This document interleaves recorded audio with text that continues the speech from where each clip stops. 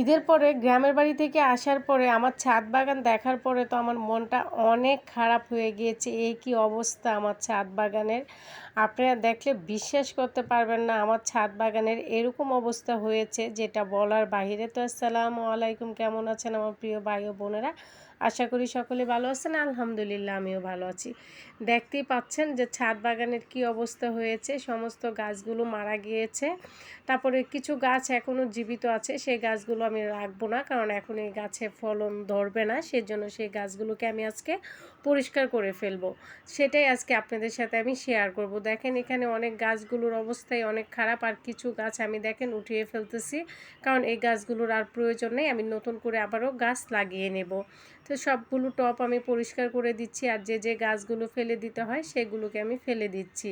এভাবে কিন্তু মাঝে মাঝে যে টবগুলো পরিষ্কার করে নিতে হয়, আর ছাড়া কিন্তু গাছ ওরকম ভালো হয় না।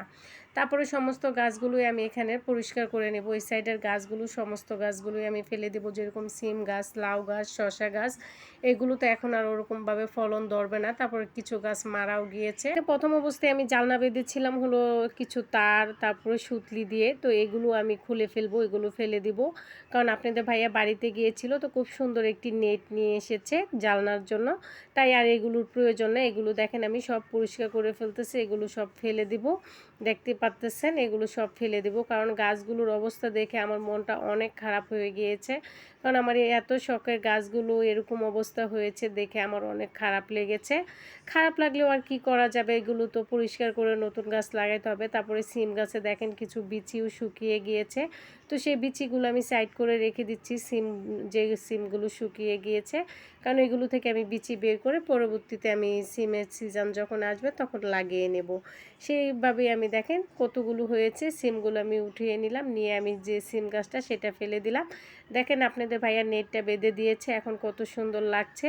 তো এখানে আমি কি কি গাছ লাগিয়েছি সেটা আপনাদের সাথে শেয়ার করব। এটা হচ্ছে বটবুটি গাছ, তারপরে এটা হচ্ছে জালি কুমড়া গাছ, তারপরে এটি একটু বোম্বাই মরিচের গাছ, এগুলো আগে থেকে ছিল। এগুলো কচু গাছ, দেখতেই পাচ্ছেন লতিও ধরেছে, এই গাছগুলো আগে থেকেই ভালো ছিল।